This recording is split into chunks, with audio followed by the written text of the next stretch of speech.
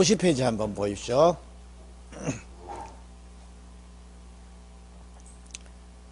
자, 착오로 인한 의사표시에서 109조가 나오는데요. 자, 의의 양괄로 1번 한번 보십시오. 일반적으로 착오란에서의 눈으로 쭉 따라오시면 됩니다. 착오란 표시행위하고 내심의 효과 의사가 일치하지 않는 경우로서 그 불일치를 표의자가 스스로 알지 못하는 것을 말한다라는 거. 요거 이해됩니까? 그러니까 착오라고 하는 것은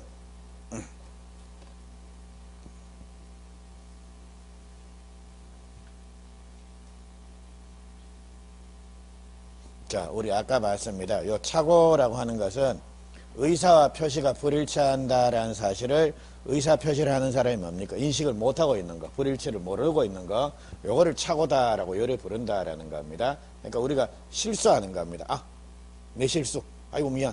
깜빡했네. 이런 것들이 착오다라고 보시면 되겠습니다. 자, 그거 됐고.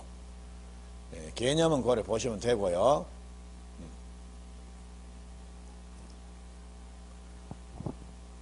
자, 그리고 어딜 보시냐라고 하면 양괄로 4번입니다.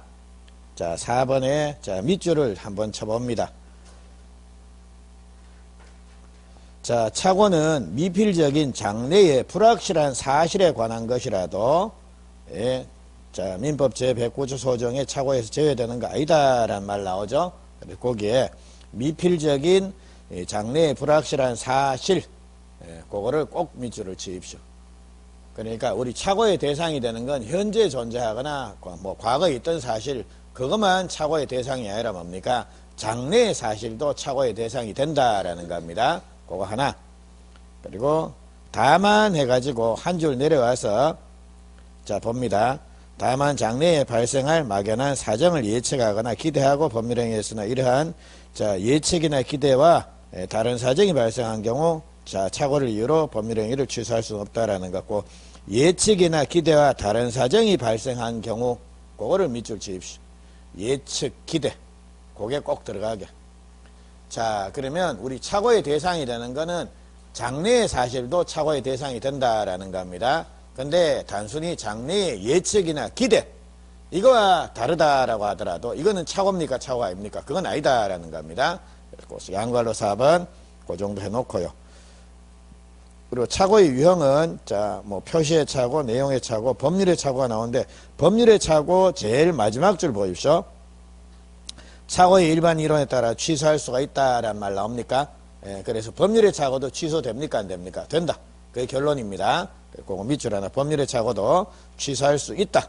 제일 마지막 줄 그거 밑줄 하나 치시고요. 자 이제 양괄로 4번에 동기의 착오라고 하는 게 나오는데요. 동기의 착오. 자 요거는 원칙 해가지고 자 동기의 착오를 이유로 취소할 수가 없다. 그거 밑줄 하나. 자 그리고 예외 갑니다. 자 기억에 동기의 착오를 이유로 법률행위를 취소하기 위해서는 그 동기가 상대방에게 표시가 돼서 자꾸 동기가 상대방에게 표시 예, 상대방의 동기가 상대방에게 표시 그거 밑줄 하나.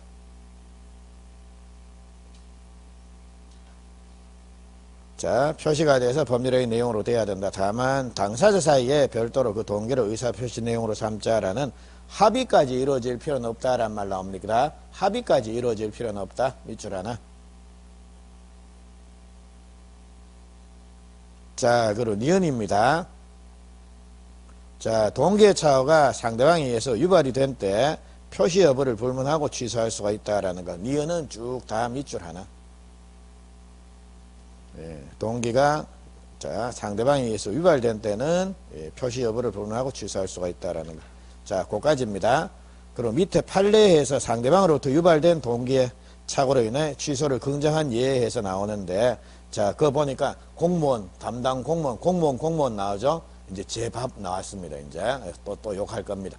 그래서, 자, 지금 상대방에 의해서 유발된 동기의 착오라는 거, 거기서 말하는 상대방은 대부분 공무원입니다. 그래서 거기에 관련된 내용들을 조금 이따 판례를 소개를 해 드릴게요. 자, 예, 요까지 해놓고요. 자, 그리고 52페이지로 가십니다.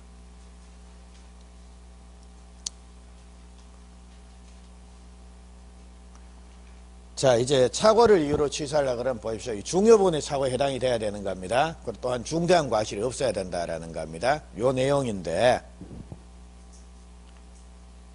자, 밑에 판례 한번, 그 판례가 두 개 나오는데, 착오를 이유로 의사표시를 취소한 자가 증명해야 할 사항에서 착오를 이유로 의사표시를 취소하는 자는 법률행위의 내용에 착오가 없다라는 사실과 함께 착오가 의사표시에 결정적인 영향을 미쳤다는 점, 즉 그 착오가 없었더라면 의사표시를 하지 않았으리라는 점을 증명을 해야 된다. 이게 결국 중요 부분이다라는 걸 증명을 해내야 된다라는 겁니다.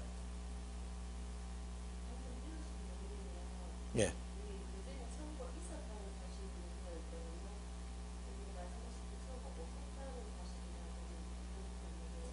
잠깐만요. 어디를 말씀하시는 거죠, 지금? 첫 번째, 착오를 이유로 의사표시를 취소하는 자는 법률의 내용에 착오가 있다라는 사실과 함께, 그렇죠. 있다는 사실과 함께, 자, 착오가 의사표시에 결정적인 영향을 미쳤다는 점, 즉, 그 착오가 없었더라면 의사표시를 하지 않았으리라는 점.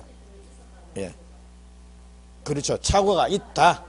착오가 있다. 예, 착오가 있고, 그리고 두 번째 줄은, 근데 그 착오가 있는데, 그 착오가 만약 없었다라고 하면, 예, 만약 없었다라고 하면, 뭐 혹은 내가 그런 의사표시를 하지 않았을 거다라고 하는 요런, 그러니까 두 번째 줄에 말하는 거는 중요 부분이다라는 것을 증명을 해야 된다라는 의미입니다. 그래서 요 판례도 앞에 별표 하나 해 놓으십시오. 요게 최근에 나온 판례인데 시험에 최근에 자꾸 등장하기 시작을 합니다. 그거 됐고요. 그리고 밑에 판례 착오로 취소에 관한 판례에서 1번입니다. 착오를 이유로 취소할 수 있는 경우, 2번에 착오를 이유로 취소할 수 없는 경우에서 나오는데 위에입니다. 취소할 수 있는 경우에서 토지의 현황에 관한 착오, 현황할 때 그 현황 밑줄 하나, 그리고 2번에 경계할 때 경계 밑줄 하나, 그리고 3번에 동일성 할 때 동일성 밑줄 하나, 뭐 4번도 똑같이 동일성입니다. 그래서 요것들 현황, 경계, 동일성 요런 착오, 그거 밑줄만 쳐 놓으십시오. 그거 됐고, 자, 그리고 이번에 취소할 수 없는 경우에서 시가, 면적, 지적 이런 말 나오죠.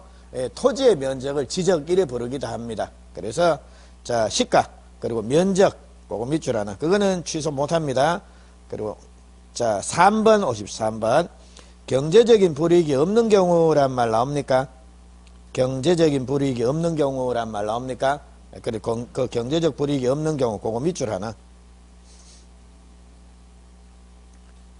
자, 그래서 이제 착오에 있어서는 중요부분의 착오에 해당이 된다라는, 이게 과연 그럼 어떤 게 중요부분이냐라는 이거 자체가 시험 문제입니다. 그러니까 요 정도는 좀 암기를 해 놓으십시오. 그리고 우리 밑줄 친 게 전부 요겁니다. 요거를 제가 설명을 드릴게요. 자, 그리고 53페이지로 오십시오. 자, 양괄로 2번에 중과실이 없을 것에서 그거 동그라미 3번입니다. 상대방이 표의자의 착오를 알고 이를 이용한 경우에는 착오가 표의자의 중대한 과실로 인한 것이라도 표의자는 의사표시를 취소할 수가 있다. 이게 답은 아닌데 우리 착오와 관련돼서는 억수로 자주 출제가 됩니다. 그래서 이건 이 말입니다. 중대한 과실이 있으면 취소가 됩니까? 안 됩니까? 안 됩니다. 근데 상대방이 착오를 알고 이용을 해 먹었습니다. 이런 경우에는 중과실이 있더라도 취소됩니까? 안 됩니까? 됩니다. 그거는 결국 상대방이 나쁜 놈이다라는 말입니다. 그거는 뒤에 설명드리고요. 그리고 53페이지 제일 밑에, 자, 밑에서 세 줄 뒤쪽에 뒤쪽에 착오를 이유로 의사표시를 취소하는 것이 위법하다고 할 수는 없으므로 그거 찾으셨습니까? 그리고 거기서부터 밑줄 칩니다. 착오를 이유로 의사표시를 취소하는 것이 위법하다고 할 수는 없으므로 착오를 이유로 의사표시를 취소하는 자는 불법행위 책임을 지지 않는다란 말 나옵니까? 그거 두 줄을 밑줄 쳐 놓으십시오. 세 줄이 되네요. 그리고 그거.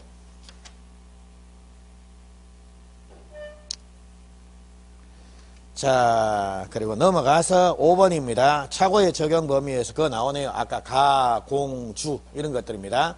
가족법상 행위니 상법에 나오는 행위 같은 것, 즉 주식인수의 청약 같은 단체법적 행위니 그리고 공법상 행위니 이런 것들은 적용이 안 되는 겁니다. 착오 규정이 그 내용 나오니까 보시고요. 6번입니다. 다른 제도와의 관계에서 거기는 별표를 하나 해 놓으십시오. 6번에 다른 제도와의 관계에서 그 양괄로 1번 차고와 사기, 양괄로 2번 차고와 해제, 양괄로 3번 차고와 담보 책임에서 나오는데 이것들은 아주 중요합니다. 그래서 이거는 자, 그 6번 앞에다 별표 하나 해 놓으십시오. 그래서 요거는 자, 제가 어려우니까 요거는 그냥 틀만 잡아 드리고요. 구체적으로는 여기도 여기 나오는 판례에서 이게 다 나옵니다. 그러니까 차고 사기, 차고 해제, 차고 담보 책임에서 이거는 뭐 싹 다 시험에 자주 나옵니다. 자, 요렇게 해서 밑줄 쭉 쳐놨습니다. 자, 쳐놓고 자, 이제 정리를 하나씩 하러 가시죠. 자, 제일 먼저 나온 내용이 뭐냐라고 하면 차고와 관련돼서 차고는 자, 그 내용의 차고도 있고 뭐 혹은 표시의 차고도 있고 동기의 차고도 있고 법률의 차고도 있고 이런 것들이 있더라는 겁니다. 근데 법률의 차고도 차고입니까? 차고가 아닙니까? 법률의 차고는 차고입니까? 안 차고입니까?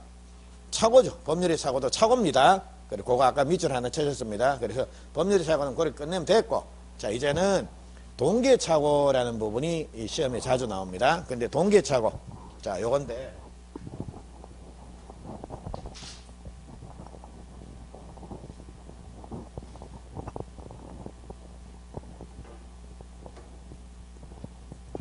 자, 그러면 요거는 요 그림 한번 보시죠. 우리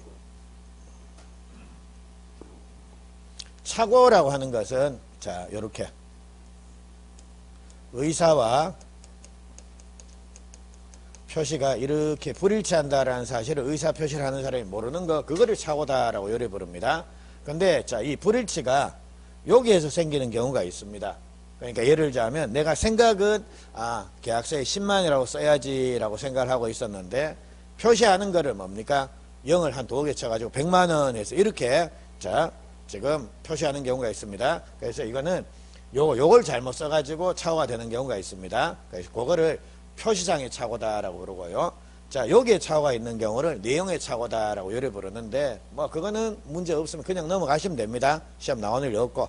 그래서 차고라고 하는 건 이거하고 이게 불일치하는 경우를 차고다라고 요래 부릅니다. 됐죠? 자, 근데 동기 차고할 때 동기라고 하는 건 뭐냐라고 하면 이겁니다. 자, 의사표시 전 단계입니다. 전 단계를 동기다라고 요래 부릅니다. 그럼 보십시오. 우리 원래 차고라고 하는 것은 의사와 표시가 불일치하는 게 차고다라는 겁니다. 그러니까 차고는 여기에서 차고가 일어난다라는 겁니다. 근데 이거 의사표시 전 단계인 동기, 여기에서 문제가 생기면 이거는 차고입니까? 차고가 아닙니까? 차고가 아니죠. 자, 차고가 되려고 그러면 여기에서 문제가 발생했죠. 이게 하고 이게 달라야지 차고가 되는 거지. 자, 이게 일치하고 여기에 문제 생긴다라는 거는 전혀 차고가 아닙니다. 그래서 동기는 의사표시에 포함이 안 되니까 동기의 차고는 원래 차고입니까? 차고가 아닙니까? 차고 아닙니다. 차고는 이거하고 이게 달라져야 되는 겁니다. 근데 이 동기, 이게 자, 외부에 드러난 겁니다. 표시가 됐다라는 겁니다. 그러면 자, 이제는 이 동기는 자, 아까는 이 동기는 원래 의사표시에 포함이 안 된다라고 했는데요. 동기가 표시가 되면 이제는 이 동기가 뭐가 된다라는 겁니까? 의사가 되는 겁니다. 요래 돼버립니다. 그래서 이제는 이게 원래 차고라, 여기서 차고가 일어난다 그랬지 않습니까? 동기가 표시가 되면 이 동기는 뭐가 된다라는 겁니까? 이게 이까지 확장이 돼, 이래 돼버립니다. 그래 되면 이제 차고가 되는 겁니다. 그래서 동기라고 하는 건 반드시 의미를 가지기 위해서 뭡니까? 그 동기가 표시가 돼야지만 의미를 가집니다. 동기가 표시가 되는 순간 이건 더 이상 동기가 아니라 뭡니까? 효과 의사에 해당이 되기 때문이다라는 겁니다. 됐습니까? 자, 그러면 여기까지 해놓고 자, 아까 우리가 봤습니다. 원래 동기의 차고 이거는 원칙적으로 차고다, 차고가 아니다. 차고가 아니다라는 겁니다. 왜냐하면 동기는 의사표시에 포함이 안 되기 때문입니다. 다만 이 동기가 표시가 되면 이거는 이제 차고입니까? 차고가 아닙니까? 차고 맞다라는 겁니다. 그리고 이 동기는 표시만 되면 충분합니까? 아니면 동기의 차고를 의사표시 내용의 차고로 삼자라는 합의까지 필요합니까? 표시만 되면 충분하다라는 겁니다. 동기는 드러나기만 하면 되지. 자, 우리 이 동기 착오를 자, 착오를 해야 됩니다라고 당사자 간의 합의까지 있을 필요는 없다라는 겁니다. 됐죠? 자, 근데 이 동기 착오가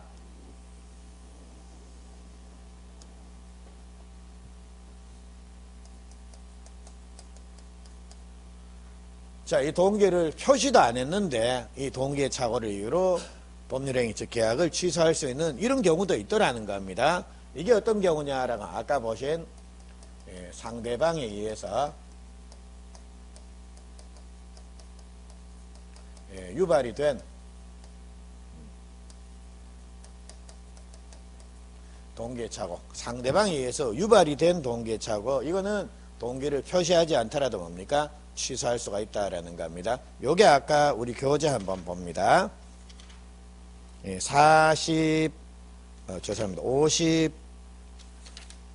51페이지 양괄호 4번에 동기착오해서 우리 밑줄 친 내용만 보십시오. 원칙에서 동기착오를 이유로 취소 안 된다라는 거, 그리고 예외 기억입니다. 동기가 상대한테 표시가 됐다라는 겁니다. 그리고 한 줄 내려가서 합의까지 이루어질 필요는 없다라는 말 나오죠. 이게 요 말입니다. 원칙은 착오 아니다. 동기가 표시가 되면 이거 착오 맞다. 그런데 동기는 표시만 되면 되고 합의까지 이루어질 필요는 없다라는 겁니다. 그리고 자, 우리 예외 니은입니다. 동기의 착오가 상대방에 의해서 유발이 된 때는 표시 여부를 문하고 취소할 수가 있다는 요게 요겁니다. 상대방에 의해서 유발된 동기의 착오는 동기를 표시하지 않더라도 취소할 수가 있다라는 겁니다. 요까지입니다. 예, 자, 요래 정리하십시오. 그래서 동기의 착오는 착오입니까? 착오 아닙니까? 아니다.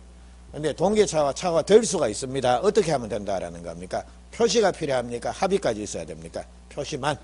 예, 근데 자, 동기를 표시하지 않더라도 착오를 이유로 취소할 수 있는 경우가 있더라는 겁니다. 그게 뭡니까? 상유동착. 상대방에 의해서 유발된 동기의 착오. 상유동착은 이제 취소할 수가 있습니다. 자, 그러면 지금부터 상대방에 의해서 유발된 동기의 착오, 그게 자, 공무원이 저지를 해놨다라는 겁니다. 자, 그 내용인데요. 자, 그 상대방에 의해서 유발된 동기의 착오는 제가 앞으로 그 두류공원 판례에서 요래 말씀을 드리겠습니다. 대구에 가시면 그 두류공원이라고 하는 데가 있습니다. 혹시 가보셨습니까? 볼 것도 없는데 그것까지 왜 가셨습니까? 자, 그래서 두류공원이라고 하는 데가 있는데, 자, 이제 대구시에서 이 두류공원이라는 걸 조성을 하기로 했다라는 겁니다. 그런데 이 두류공원 부지에 해당되는 토지를 가진 사람 A라는 사람이 있었습니다. 근데 이제 공고가 나기를 자, 요런 지역에서 이제 공원 조성합니다라고 이래 되니까요. 자, 이 사람이 이제 궁금한 겁니다. 내 땅이 어차피 공원 부지에 해당이 되니까 이게 뭐 어떻게 수용이 된다든지 이렇게 되면 보상금 문제라든지 이런 것들이 제일 중요한 문제 아닙니까? 그래서 이제 얘가 궁금해서 시청에 가가지고 담당 공무원한테 문의를 하는 겁니다. 그래서 내 토지가 두룡원 부지에 해당되는 토지로서 이게 아마 뭐 시가 수용을 하든지 이래야 될 것 같은데, 자, 이거 보상금 문제라는 이런 게 어떻습니까? 라고 물어봤다라는 겁니다. 근데 자, 시청 공무원이 잘못 가르쳐 주는 겁니다. 어떻게 가르쳐 줬냐라고 하면, 그래, 공원 부지에 해당되는 토지 이거 다 시에 기부해라. 그러면 당신이 여기에서 두류공원에서 독점적으로 가게를 할 수 있는 그 영업권을 하나 줄 거다. 그래서 이렇게 가르쳐 준 겁니다. 그러니까 얘는 뭡니까? 뭐 내가 독점적으로 장사하게 되면 이거 뭐 시에 내 땅 다 기부해도 크게 뭐 손해 보는 건 없겠다. 그러니까 뭐 충분히 뭐 수지가 뭐 맞는 장사겠다라고 생각하고 얘가 뭡니까? 오케이 해가지고 시에 다 기부를 해줬다라는 겁니다. 그리고 이제 영업을 할 수 있는 영업권을 하나 받은 겁니다. 근데 두룡원 가보셨으면 아시겠지만 그 매점 하나밖에 없던가요? 군데군데 많습니다. 그래, 여도 매점 있고, 여도 매점. 이렇더라는 겁니다. 그러니까 야가 황당할 거 아닙니까? 잠깐만, 분명히 매점은 내가 독점인데, 이래 된 겁니다. 그래서 이제 얘들한테 가서 물어본 겁니다.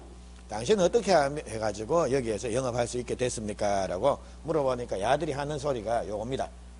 요 매점을 할 수 있는 요 부지, 요거만 시에 기부하니까 영업권을 주더라는 겁니다. 그러니까 야 입장에서 뭡니까? 요거 영업할 수 있는 요 부지만 시에 기부하면 되는데, 야는 이거 하려고 이거 다를 기부를 한 거 아닙니까? 그러니까 이거 차고다 라고 이래 된 겁니다. 그래서 여기에서 이제 문제된 게 상대방에 의해서 유발된 동기의 차고 겁니다. 그래서 자, 공무원은 뭡니까? 야, 니 내한테 얘기 안 했잖냐? 나 뭐 들은 적도 없는데. 그러니까 뭐 네가 물어와가지고 그래 내가 잘못 가르쳐줬는데 그래 네가 아무 소리 안 하고 기부한다 그랬네. 왜 기부하는지는 뭐 이유는 얘기도 안 했잖느냐 해가지고 야가 동기차고다. 그러니까 네 동기 표시 안 해갖고 취소 안 된다라고 얘가 주장했는데요. 자, 법원에서는 뭡니까? 네 잘못했네. 그래서 공무원에 의해서 유발이 된 동기의 착오는 상대방이 대부분 공무원입니다. 상대방에 의해서 유발된 동기의 착오는 동기 표시될 필요도 없이 뭡니까? 취소할 수 있다라는 거. 그게 결론입니다. 자, 근데 두려운 판례는 하나 더. 자, 상대방에 의해서 유발된 동기의 착오. 자, 요거는 동기를 표시하지 않더라도 야는 취소된다라는 겁니다. 요거 하나. 그리고 또 하나. 자, A 입장에서는 자, 그러니까 시에 토지를 기부하는 계약 자체 그거를 취소를 하면 땅은 다 돌려받습니다. 땅은 다 돌려받을 수 있다라는 거. 대신 야는 장사할 수 있습니까? 없습니까? 못한다라는 겁니다. 그래서 이 사람은 장사는 계속 하면서 들어간 부분 이것만 좀 돌려받고 싶다라는 겁니다. 즉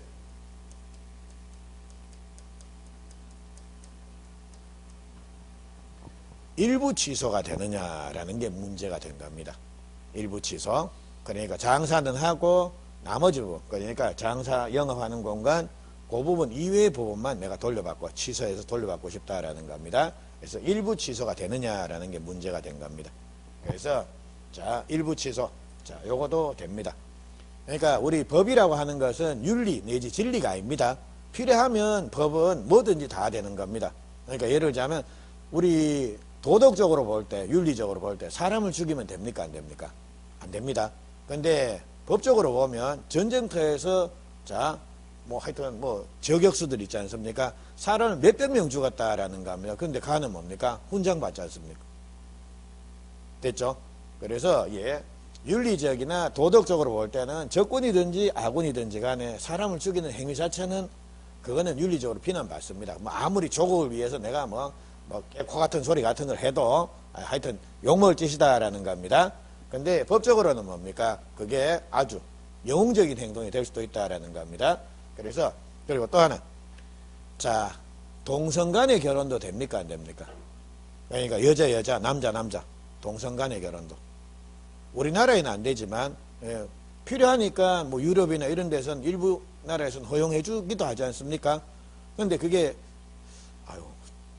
도덕적으로는 모르겠습니다. 윤리적으로는 그거는 조금 아무리 생각해도 좀 그럴 것 같습니다. 근데 하여튼 그렇습니다. 그래서 법이라고 하는 건 필요하면 뭡니까? 다 됩니다. 그래서 일부 취소도 그러니까 이게 그러니까 그 공무원이 등장하니까 이제 행정법의 영역과 이 신뢰보호라는 문제가 발생합니다. 그러니까 신뢰보호의 문제 때문에 야가 영업하는 그거를 영업 니 하지마 해가지고 땅 돌려줄 때 영업하지마 화내는 것 같지 않습니까? 행정청이 갑질하는 것 같고 그러니까 신뢰보호 원칙상 그래 영업해라 네가 이미 영업권을 갖고 영업하고 있으니까 장사 계속해라고 하는 그 권리는 인정을 해주고요. 대신 그래 우리가 잘못 수용한 것 같으니까 요건 돌려줄게 라는 겁니다. 그래서 일부 취소도 가능하다라고 이렇게 결론이 나온 겁니다. 그래서 앞으로 두류공원 판례란 말이 나오면 두 개가 생각이 나야 됩니다. 상대방에 의해서 유발된 동기차고는 동기를 표시할 필요가 있다 없다? 없다. 됐죠? 동기 필요할 필요 없이 취소할 수가 있다. 그리고 또 하나 일부 취소도 된다 안 된다? 된다. 됐죠? 여기까지입니다. 자, 그러면 동기차고는 요래 정리를 하시면 되겠습니다. 자, 요거 됐고 그리고 이제 동기차고가 이제 표시가 됐습니다. 표시가 되면 이제 이게 착오가 됐다라는 겁니다. 근데 이제 여기서는 우리 착오가 있다라고 해서 항상 취소할 수 있는 건 아니라는 겁니다. 그래서 착오를 이유로 취소를 하기 위해서는 뭐가 필요하다라는 겁니까? 그 착오가 중요 부분의 착오에 해당이 돼야 된다라는 겁니다. 그리고 또한 이게 아무리 중요하다라고 하더라도 착오를 이렇게 착오자한테 중대한 과실이 있으면 됩니까? 안 됩니까? 안 된다라는 겁니다. 그래서 중요 부분의 착오에 해당이 돼야 되고 또한 중대한 과실도 없어야 된다라는 겁니다. 됐죠? 자, 그래서 요 두 가지가 충족이 돼야 되는데, 자, 여기서는 주로 나오는 게 시험 문제 지문이 요렇게입니다. 이거 중요 부분입니까? 아닙니까? 그 말은 결국 뭡니까? 중요 부분이면 취소됐을 거고, 안 중요 부분이면 뭡니까? 취소 안 될 거고. 그 둘 중에 하나다라는 겁니다. 그래서 이거는 결국은 그때 나올 때마다 뭡니까? 이거 중요 부분, 안 중요 부분 해서 외워야 된다라는 겁니다. 근데 한두 개도 아니고 이거를 어떻게 다 외우는가? 예. 외울 필요 없습니다. 자, 우리 결론 부분부터 말씀을 드리죠. 자, 지금 A하고 B하고 계약을 체결했다라는 겁니다. 근데 이제 A가 착오를 일으켰습니다. 그럼 얘는 착오를 이유로 이 계약을 취소를 하게 되면 취소를 할 수 있지 않습니까? 취소가 되면 처음부터 계약은 무효가 되고 이제 없었던 일이 된다라는 겁니다. 근데 착오를 이유로 취소하면 착오를 일으킨 자, 얘는 피해를 봅니까? 안 봅니까? 안 보죠. 그러니까 보십시오. 착오가 일어났다. 내가 계약을 취소한다라는 건 내 생각과 다르게 계약이 진행이 됐으니까 내한테 불리하겠다라는 겁니다. 그러니까 뭡니까? 취소해가지고 없었던 거 해주세요라는 겁니다. 되겠죠? 그래서 이제 취소가 되면 야는 피해를 보는 게 없다라는 겁니다. 근데 상대방 이 사람입니다. 이 사람은 자, 이 계약이 유효라고 생각하겠습니까? 유효라고 생각하고 계약을 체결했습니까? 무효라고 취소될 수도 있겠구나. 이건 무효구나 라고 생각하고 계약을 했겠습니까? 그렇죠. 자, 예를 들자면 저하고 여러분하고 계약을 체결했습니다. 근데 제가 아이고 미안합니다. 내가 착오 일어날 것 같네. 중요분에 착오네 해서 계약을 취소했다라는 겁니다. 그럼 여러분들은 황당할 거 아닙니까? 저놈의 인간이 지 혼자 와가지고 계약하자 그래요. 계약도 하니까 돌아서 가지고 아이고 미안합니다 해가지고 취소해버리고 나는 뭐야? 이 생각이 들 거 아닙니까? 그래서 취소가 됨으로 인해서 착오를 일으킨 자, 야는 보호가 되겠지만 야하고 거래한 상대방 이 사람이 뭡니까? 그 피해를 따낼 수가 있다라는 겁니다. 그러니까 만약 이 계약이 네가 착오가 일어났다 혹은 이런 걸 이유로 취소가 된다라는 걸 야가 처음부터 인식하고 있다라고 하면 이 계약 했겠습니까? 안 했겠습니까? 안 하지.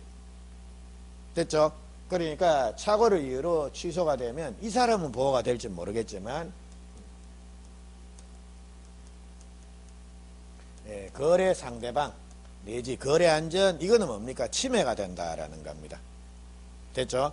그래서 거래가 제일 안전하려 그러면 이 거래가 즉 계약이 제일 안전하려 그러면 계약이 유효가 되는 게 낫습니까? 무효가 되는 게 낫습니까? 유효죠. 무조건 네 실수했든지 말든지 안 봐줘. 무조건 유효. 그래서 이렇게 딱 정해져 버리면 사람들이 뭡니까? 무조건 유효니까 계약할 때 조심을 할 거 아닙니까? 좀 더 한 번 더 생각하고 인정사정 한 번 전부 유효가 돼버리면 그러면 거래는 정말 안전하고 깨끗해진다라는 겁니다. 근데 인정사정 봐주기 시작하게 되면 아이고 이거 유효가 돼버리면 너 쫄딱 망하네. 그러니까 아이고 그래 너 이거 한번 봐줄게 취소해줄게. 이 인정사정 봐주기 시작하게 되면 그 사람은 좋을지 몰라도 뭡니까? 거래 안전이라고 하는 거 혹은 거래 상대방 이거는 뭔가 피해를 볼 수가 있다라는 겁니다. 되겠죠? 자, 그럼 결론적으로 자, 거래 안전 보호를 위해서는 취소를 인정해 주는 게 낫겠습니까? 취소가 인정이 안 되는 게 낫겠습니까? 취소하면 안 됩니다. 그러니까 계약했으면 뭡니까? 계약한 대로 그냥 유효로 그냥 이행 다 해주고 끝내는 게 제일 바람직하다라는 겁니다.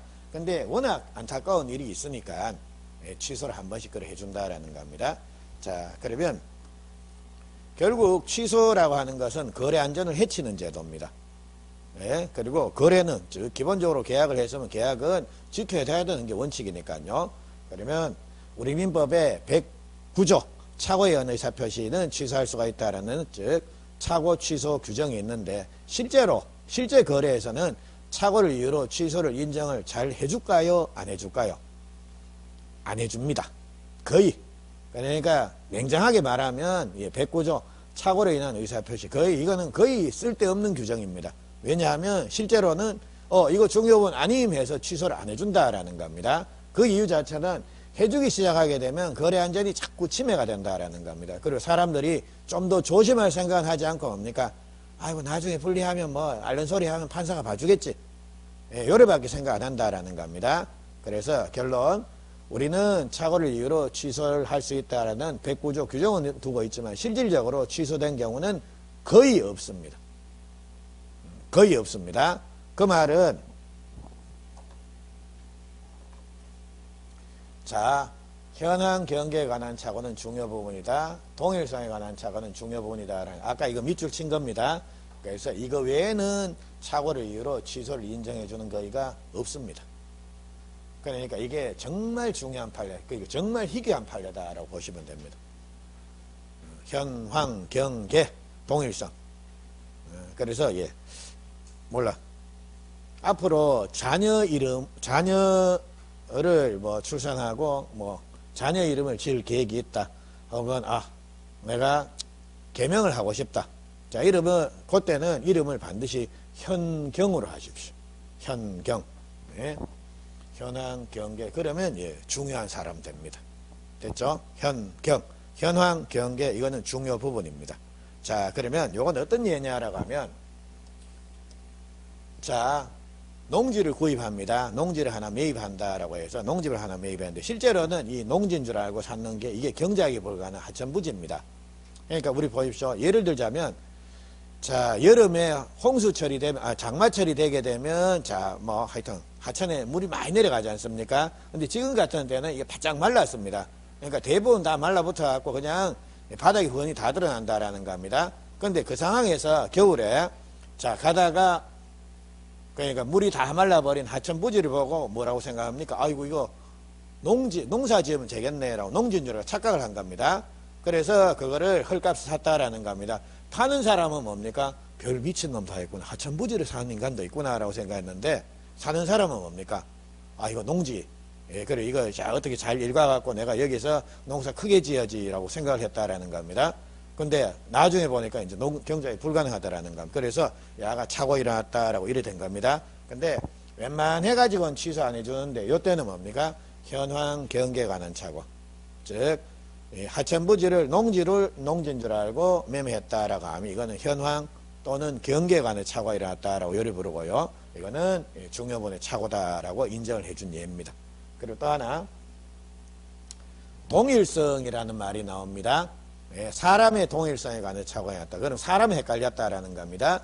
그리고 물건의 동일성에 관한 착오가 났다. 그거 물건 헷갈렸다라는 겁니다. 즉, 이 건물을 보고 계약하기로 자, 계약서를 썼다라는 겁니다. 근데 실수로 뭡니까? 옆에 건물 착각해가지고 옆에 건물에 대해서 계약을 체결한 겁니다. 그게 바로 목적물의 동일성에 관한 물건의 동일성에 관한 착오가 났다라는 겁니다. 요래 부르고요. 그리고 요번에는 보증계약과 관련 보증을 썼는데 자, 제가 여러분을 위해서 보증을 쓴 줄 알았는데 알고 봤더니 여러분이 아니라 원장님을 위해서 제가 보증을 썼더라는 겁니다. 사람을 헷갈린 겁니다. 그래서 이런 경우에 사람의 동일성에 관해서 착오가 일어났다라고 요래 부릅니다. 그래서 일반적으로 동일성에 관한 착오 이거는 뭡니까? 중요 부분입니다. 됐죠? 그래서 현황, 경계, 동일성 이거는 중요 부분이고 요거 빼놓고는 대부분 뭡니까? 중요 부분 아니다라는 겁니다. 안 중요합니다. 그래서 내가 가격을 착각했다 혹은 면적이 나는 이 더 될 줄 알았는데 요거밖에 안 되네 이런 것들은 다 안 중요합니다. 됐죠? 자, 그리고 마지막으로 그 경제적 불이익이라는 요 말이 나오는데요. 경제적 불이익 요거는 판례가 중요하니까 요거는 좀 설명을 덧붙이고 갈게요. 자, 그거는 어디 보시냐라고 하면 우리 교재 52페이지 자, 52페이지 3번에 경제적 불이익이 없는 경우란 말 나옵니까? 찾으셨습니까? 밑에 그 가압류의 존재에 관하여 착오가 있다고 하더라도 가압류가 부당하게 집행하는 것이라면 즉 무효인 가압류 라면 자, 그로 인해서 무슨 경제적인 불이익을 입는 것이 아니라고 할 것이므로 기술신용보증기금이 위 가압류가 없는 것으로 표시가 된 금융기관의 기업 실태조사서의 기재를 믿고 뭐 신용보증을 했다라고 하더라도 자, 이거 뭐 중요부분 아니다, 중요부분이라고 볼 수가 없다라는 이런 말이 나오죠. 그래서 하여튼 말이 긴데, 자, 경제적 불이익이라는 요 말과 관련돼서 요 판례가 아주 자주 출제가 됩니다. 그래서 가압류가 없는 줄 알았는데 알고 봤더니 가압류가 있더라는 겁니다. 근데 그 가압류가 뭡니까? 무효더라는 겁니다. 그건데, 자, 요 판례는 어떤 예냐라고 하면 요런 예입니다.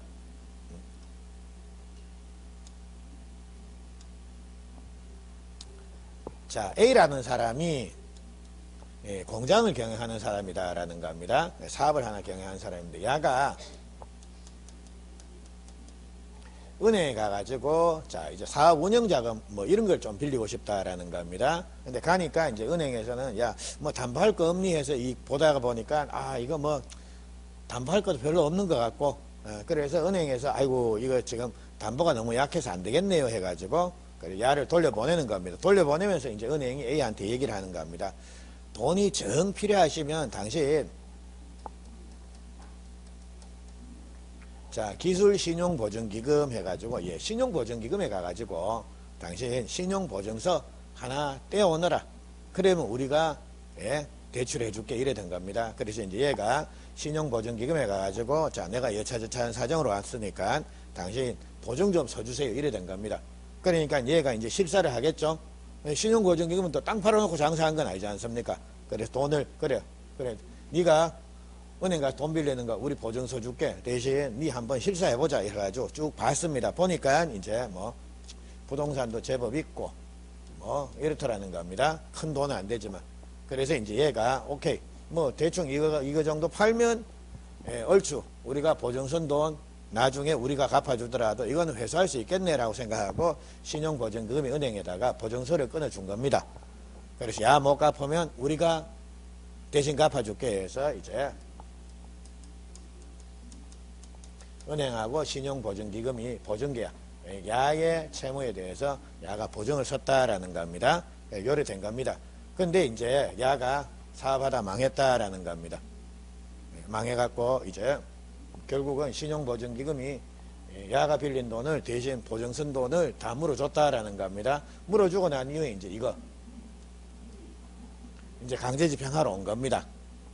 하러 왔는데 자 알고 봤더니 이게 어떻느냐라고 하면 자 이 부동산에 이미 가압류가 된 겁니다. 그러니까 이제 신용보증기금이 뭡니까? 옳다고나 된 겁니다. 여기 가가지고 네 보증 쓸 때는 나는 가압류가 없는 줄 알았는데 지금 보니까 이 가압류 있네. 내 착각했다. 그러니까 가압류가 부동산에 가압류가 없는 줄 알고 내가 보증을 썼는데 알고 봤더니 가압류가 있구나. 그러니까 이건 중요분의 착오다. 그러니까 내 보증선 계약 이거 착오를 이루어 나 취소하겠다. 내 준 거 다 토해내라 이래 됐다라는 겁니다. 근데 이 가압류 자체가 뭐다라는 겁니까? 무효인 가압류더라는 겁니다. 가압류 자체가 무효더라. 그럼 보십시오. 가압류가 무효다라고 하면 그게 있으나 없으나 별 불리함이 즉 신용보증기금한테 불리한 게 있습니까 없습니까? 없다라는 겁니다. 그래서 이제 대법원에서는 이렇게 결론을 내린 겁니다. 자 가압류가 없는 줄 알고 보증을 섰는데 실제 가압류가 있더라. 근데 이 가압류 자체가 무효더라. 이래 되면 이 가압류 없는 거나 똑같은 거 아닙니까? 그래서 이런 경우에 신용보증기금은 자 가압류가 있다 없다를 착각을 했다라고 하더라도 그 가압류 자체가 무효니까 이로 인해서 신용보증기금은 어떤 불이익이 생깁니까 안 생깁니까? 안 생긴다라는 겁니다. 그러니까 이거는 중요분 아니다라는 겁니다. 중요분 아니니까 이 보증계약 착오를 이루 취소할 수 있습니까 없습니까? 없죠. 돈 다 물어줬다라는 겁니다. 그게 결론입니다. 근데 자 신용보증기금 판례와 관련돼서 가압류가 없는 줄 알고 보증을 썼는데 가압류가 있더라. 근데 그 가압류가 무효더라는 겁니다. 요 경우에는 자 요 단어를 잘 기억을 해야 됩니다. 그러니까 시험이 어렵게 나오면 신용보증기금 판례에서 가압류가 없는 줄 알고 가압류를 보증을 썼는데 가압류가 있더라. 근데 그 가압류가 무효더라 해서 판례가 그대로 나올 수가 있고요. 조금 수월하게 나오면 요 단어가 나옵니다. 착오로 인해서 무슨 경제적인 불이익이 발생을 안 하면 그거는 중요 부분입니까? 중요 부분이 아닙니까? 아니다라고 그렇게 시험 문제가 나오기도 한다라는 겁니다. 그래서 신법 판례 요 기억을 하십시오. 그리고 자 아무리 중요하다라고 하더라도 이제 뭡니까? 중과실이 있으면 또 취소 안 된다라는 겁니다. 자, 그 내용인데 자 중대한 과실은 엄청나게 잘못한 겁니다. 그러니까 자기 뭐 직업이나 뭐 이런 거에 비추어서 볼 때 야가 현저하게 주의 의무를 결례를 했다. 엄청나게 큰 실수를 했다. 그게 중대한 과실입니다. 그리고 중대한 과실도 뭐 중대한 과실이 있다 없다 이런 것들이 판례가 몇 개 나오는데 지금은 요 정도만 중요 부분이냐 아니냐라는 요 판례 정도만 확인하십시오. 이런 것들 신경 쓰지 말고 자, 여기까지 해놓고요. 그리고 아까 자, 우리 밑줄 친 내용 중에 요거 한번 봅니다. 자, 지금 A가 야가 차고자입니다. 차고를 이유로 B와의 계약을, 즉 상대방과의 계약을 취소하고 싶다라는 겁니다. 그래서 취소가 되면 이제 야는 보호가 될지 모르지만 누가 피해를 입을 수 있습니까? 상대방. 그러니까 자, 그래, 네가 그게 정말 중요하다라고 하면 취소하라는 겁니다. 대신 그게 아무리 중요하다라고 하더라도 너한테 중대한 과실이 있으면, 중과실이 있으면 이거 취소됩니까? 안 됩니까? 안 되죠. 그러니까 중과실이 있는 경우까지 자, 거래 상대방한테 피해를 입힐 수는 없다라는 겁니다. 그래서 니는 중요 부분에 해당이 돼야 되고, 더불어 뭡니까? 중과실이 없으면 취소할 수가 있다라는 겁니다. 그게 결국은 거래 상대방 보호입니다. 근데 상대방이 야가 차고 일어났네라는 거, 이거를 알고 이용을 해먹었다라는 겁니다.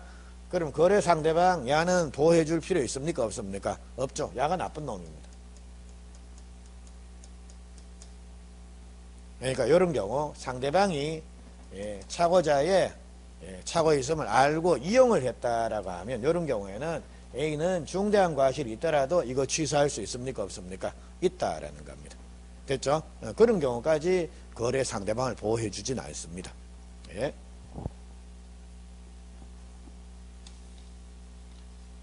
자, 그거 됐고.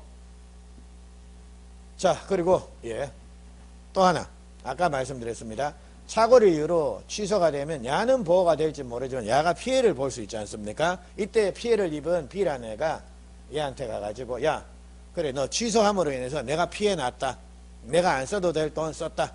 그러니까 손해배상 해주라. 그래서 손해배상을 받을 수가 있느냐라는 겁니다. 근데 독일 같은 경우에는 그 규정이 있는 모양입니다. 그래서 우리나라에서 문제가 논의가 된 겁니다. 근데 보십시오.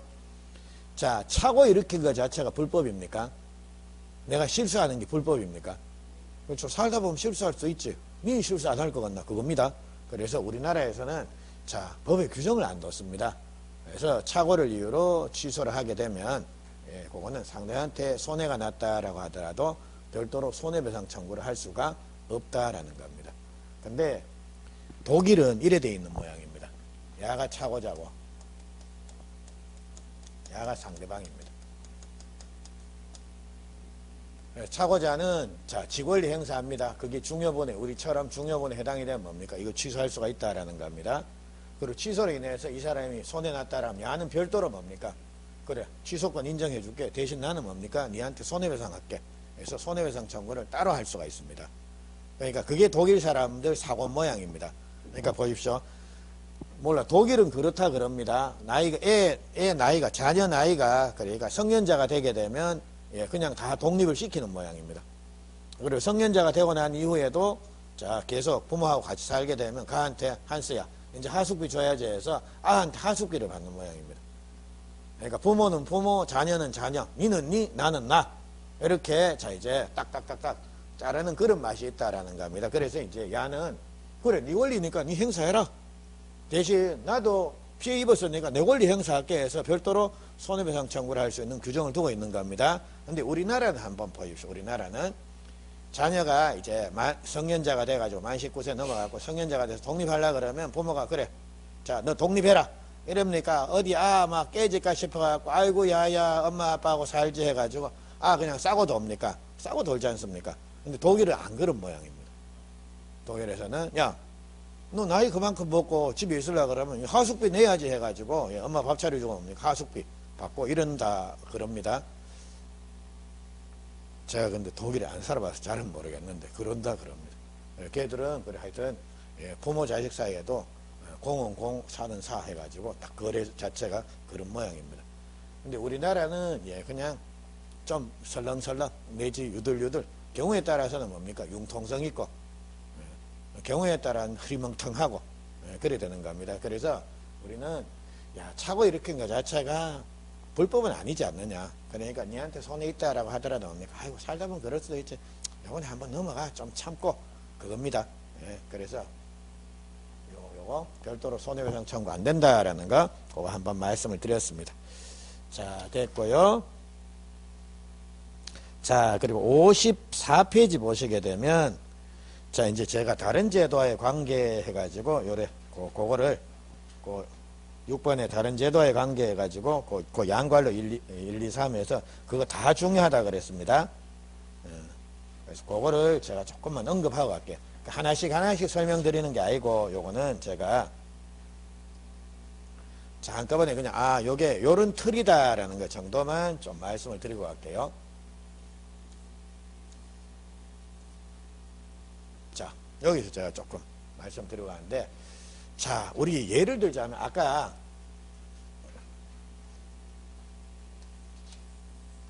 자, 갑이란 사람이 을로부터, 자, 땅을 하나 샀다라는 겁니다. 근데 사기를 당해갖고, 땅을 하나 산 겁니다. 근데 이 땅이 경작이 가능한 농진유라는데 경작이 불가능한 하천부지라는 겁니다. 그럼 그거 자체가 토지의 현황 내지 경계 착오가 일어났다라고 요리 부릅니다. 그러면 이때 갑은 을과의 계약을 이거 중요본의 착오다라는 걸 이유로 착오를 이유로 취소를 할 수가 있는지 아니면 사기당했지 않습니까? 우리 제4강착에 사기도 취소사유 아닙니까? 그러니까 사기를 이유로 취소를 해야 되는지 어떤 권리를 써야 되느냐라는 겁니다. 사기 취소냐 착오 취소냐. 즉 갑은 을의 상대에서 이 계약 토지에 대한 매매 계약 사기 취소를 해야 되는 겁니까? 착오 취소를 해야 되는 겁니까? 아니면 지가 둘 다 선택적으로 행사할 수가 있는 겁니까? 어떻습니까? 이 경우에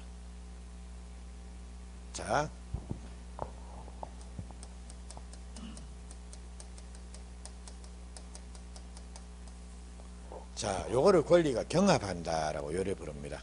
그러니까 권리 경합이라고 하는 것은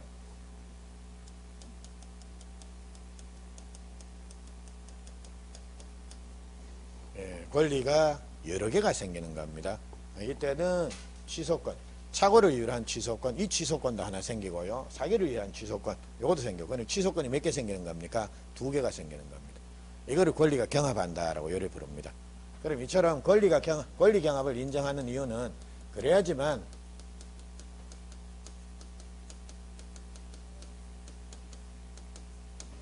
권리자를 두텁게 보호하자라는 게 취지다라는 겁니다.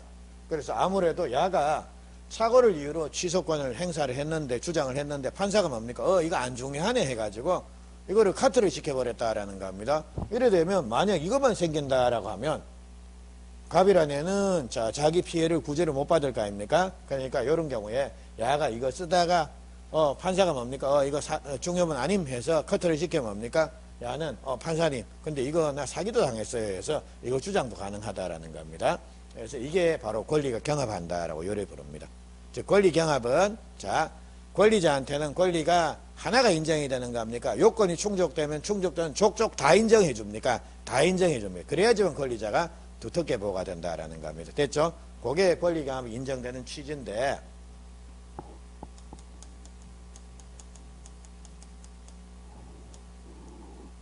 자, 이처럼 권리가 경합되는 경우에는 권리가 2개가 생기지 않습니까? 그럼 2개를 행사는 어떻게 해야 되느냐라는 겁니다. 행사는 그래서 이거 행사해도 좋고 이거 행사해도 좋다라는 겁니다. 다만 취소를 2번 할 수 있다라는 겁니까? 취소한 거 또 취소하면 그 취소 안 한 거네. 그 말은 아니다라는 겁니다. 그 경합은 권리가 인정되는 거는 여러 개가 인정되는데 어느 하나를 통해서 취소라는 목적이 달성이 되면 뭡니까? 다른 권리는 그냥 자동적으로 소멸된다라는 겁니다. 근데 이걸 행사했는데 이거를 통해서 취소라는 목적이 달성이 안 됐다라는 겁니다. 그럼 뭡니까? 다른 권리 그때 또 행사할 수 있다라는 겁니다. 순차적으로 되겠습니까? 그래서 요거를 그러면 권리 경합이 되는 경우에는 권리 행사는 이거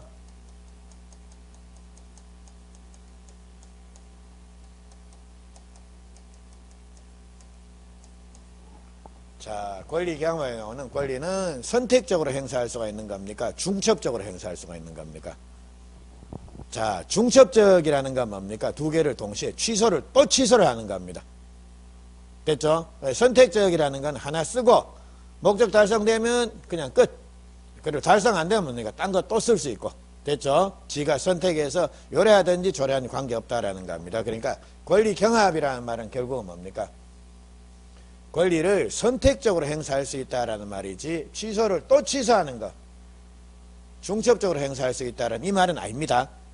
자, 그래서 이거 우리 지금 특히 차고하고 사기는 이제 이 취소권이 이렇게 각각 생기니까요. 자, 이거 그러면 권리 행사 어떻게 해야 됩니까? 하나만 인정이 됩니까? 두 개가 인정이 됩니까? 그리고 두 개가 인정이 된다라면 두 개를 동시에 이거 행사 취소를 또 취소하는 게 됩니까? 그건 안 됩니까? 그 문제입니다. 그래서 결론은 크게 안 어려운데 여러분들 용어 자체가 안 익숙하실 겁니다. 그래서 권리 경험은 요겁니다. 그러면 자, 우리 모르긴 몰라도 54페이지 한번 보십시오. 자, 차고하고 사기. 제가 말씀드린 예가 나오죠. 요때는 사기 취소, 차고 취소 둘 다 생깁니다. 그래서 그거 선택적으로 행사할 수가 있다라는 거. 그리고 이번에 차고하고 해제해서 자, 우리 앞에서 봤습니다. 취소 사유하고 해제 사유는 자, 우리 취소 사유는 뭡니까? 제사강차. 그리고 해제 사유는 뭡니까? 채무불이행. 그리고 취소가 되면 부당이득 반으로 가는데 해제가 되면 뭡니까? 원상회복으로 가지 않습니까? 그러니까 가는 길이 달랐다라는 겁니다. 근데 야들이 요건이 다른데 상황이 자, 이거 취소 요건, 해제 요건이 동시에 충족이 되더라는 겁니다. 이런 경우에는 자, 취소만 할 수가 있습니까? 해제만 할 수 있습니까? 둘 다 인정해 줍니까? 그렇죠. 그래야지만 권리자가 두텁게고가 될 거니까. 됐죠? 그리고 밑에 양괄로 3번도 이거 우리 아직 안 봤는데 나중에 매매 보시게 되면 담보 책임이라는 걸 물을 수가 있습니다. 그래서 자, 이 경우에 자, 지금 내가 착오가 일어나서 집을 하나 샀는데 집에 비가 질질 새더라는 겁니다. 이런 경우에 착오를 이유로 매매 계약을 취소할 수가 있는지 아니면 담보 책임이라는 걸 물어서 계약을 뭐 해제하든지 손해배상을 받든지 이렇게 할 수 있는지 자, 이거를 어떤 걸 행사할 수가 있느냐라는 겁니다. 담보 책임을 물을 수가 있습니까? 자, 착오 취소를 주장할 수가 있습니까? 둘 다 선택적으로 행사할 수가 있습니까? 됐죠? 그래서 둘 다 선택적으로. 그게 경합입니다. 뒤에 보지도 않고 뭡니까? 그냥 경합. 이 말은 맞습니다. 그래야지만 권리자가 두텁게고가 될 거니까. 되겠습니까? 그래서 자, 요거는 앞으로는 하나씩 제가 뜯어서 설명을 드릴 텐데 지금은 경합이라는 개념만 좀 유의해서 보십시오. 자, 요까지입니다. 요까지 됐고 사기 강박은 요번 순환에는 넘어가죠. 넘어가고 어려운 거 없습니다. 그리고 다음 순환 때 그걸 좀 제가 말씀을 드리도록 하고요.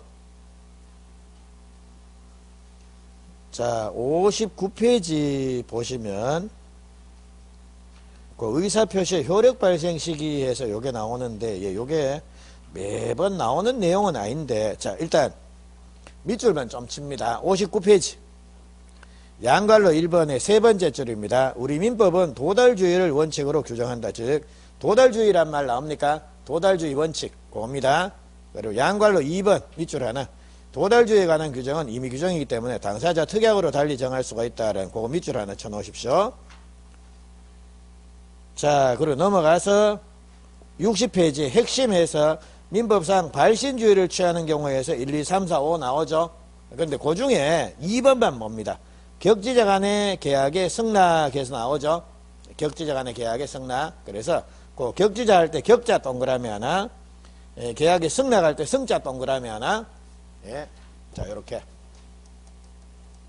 격지자 간에 있어서 계약의 승낙에서 격자 동그라미 하나, 승자 동그라미 하나 하고 이렇게 화살표 뽑아가지고 발신주의해서 자, 이렇게 격승발 요래 만드십시오. 격승발. 자, 격승발. 자, 그래서 발신주의는 요거 하나만 기억하십시오. 격지자 간의 승낙의 효력 발생 시기는 도달이 아니라 뭡니까? 발신주의다라는 거. 그거 됐고요. 자, 그리고 자, 네모 3번 도달주의 원칙에서 양괄로 1번 도달의 의미입니다. 그 동그라미 1번 그거 밑줄을 세 줄을 칩니다. 도달이란 상대방의 지배권 내에 들어가 사회통념상 묘지, 즉 알 수 있는 상태에 있게 된 것을 말하고 그 통지를 채무자가 현실적으로 수령하거나 그 내용을 알았을 것까지 필요하지는 않다라는 그런 말이 나오죠. 그거 밑줄을 쳐놓으시고 세 줄 다.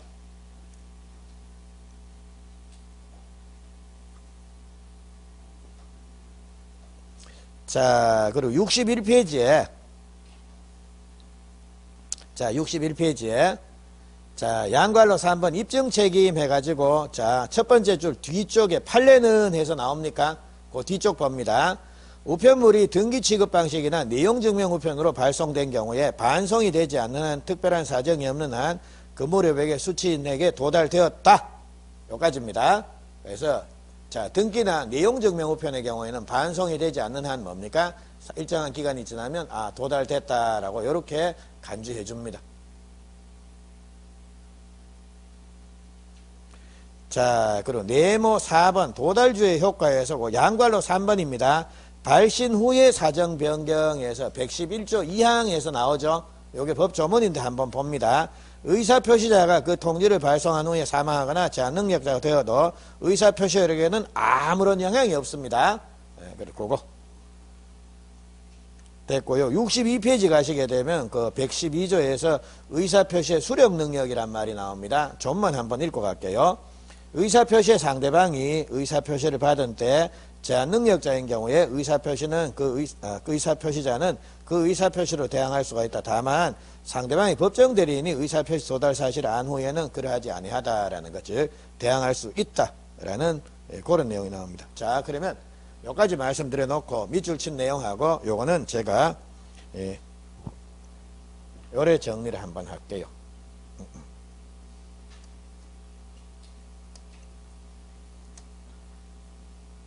자, 요것도 그냥 요렇게 보고 넘어가시면 됩니다. 자, 지금 A라는 애가 B한테 의사표시를 했다라는 겁니다. 너 집 그래 얼마에 사자. 그래서 이렇게 의사표시를 했다라는 겁니다. 그러면 A가 B한테 한 의사표시. 자, 이 의사표시 이거는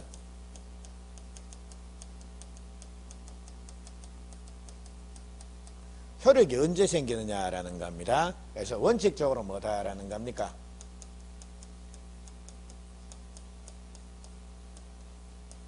(111조 1항을) 보니까 자, 의사표시는 상대방한테 도달이 돼야지 효과가 생기는 게 원칙이다라는 겁니다. 그러니까 도달주의 이게 원칙입니다. 근데 여기서 예외 하나 기억해야 됩니다. 발신주의를 취하는 예외가 우리 교재에는 몇 개 나오는데 딱 하나 우리 밑줄 쳤지 않습니까? 531조의 격성발입니다. 격지자 간의 승낙의 효력은 발신주의를 취한다라는 거. 요거 하나. 그리고 요번엔 요겁니다. 자, 지금 A. 자, A. 의사표시자입니다. 의사표시자가 의사표시를, 자, 야가 의사표시를 보낸 후에 이게 얘한테 도달되기 전에 야가 사망하거나 제한능력자가 됐다라는 겁니다. 자, 요래되면 이 의사표시는 무효가 되는 겁니까? 아무런 영향 안 받습니까? 아무런 영향 안 받습니다. 그래서 요게 111조 2항에서 아까 잠시 읽고 나온 내용입니다. 그리고 요번에는 야입니다. 의사표시 상대방. 야가 의사표시를 받을 때 야가 제한능력자다라는 겁니다. 자, 요런 경우에 제한능력자는 혼자서 유효하게 법률행위, 즉 계약 체결할 수 있습니까? 없습니까? 없죠. 그리고 동시에 야는 의사표시도 지가 뭡니까? 단독으로 못 받습니다. 그래서 야가 미성년자다라고 하면 얘는 의사표시에 수령 무능력자가 된다라는 거예요. 의사표시를 받을 능력이 없는 애입니다. 수령 능력이 없다라는 겁니다. 그래서 수령 무능력자니까 우리 민법은 112조에서 자, 만약 의사표시를 받을 때 B가 의사표시의 수령 무능력자다, 수령 능력이 없다라고 하면 A는 B한테 대해서 의사표시의 도달을 주장할 수가 있습니까? 없습니까?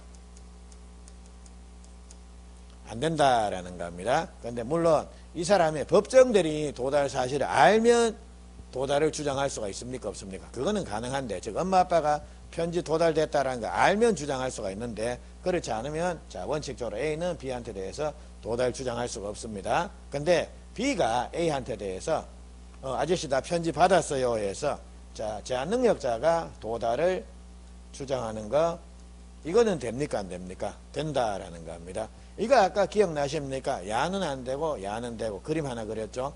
대항하지 못한다. 되겠습니까? 그래서 예, 이게 112조가 요래되어 있으면 대항하지 못한답니다. 그래서 의사표시를 받을 때 야가 제한능력자다라고 하면 이 표의자는 얘한테 도달로서 대항을 못한다라는 겁니다. 그 말은 결국 얘가 도달을 주장하는 건 허용이 됩니다. 여기까지입니다. 그래서 의사표시는 도달 효력 발생 시기는 요거는 자주 나오는 내용은 아닌데요. 요 정도 111조 112조 요거를 그림 하나를 통해서 요 정도만 기억하시게 되면 큰 문제 없습니다. 됐죠? 요렇게 틀을 잡습니다.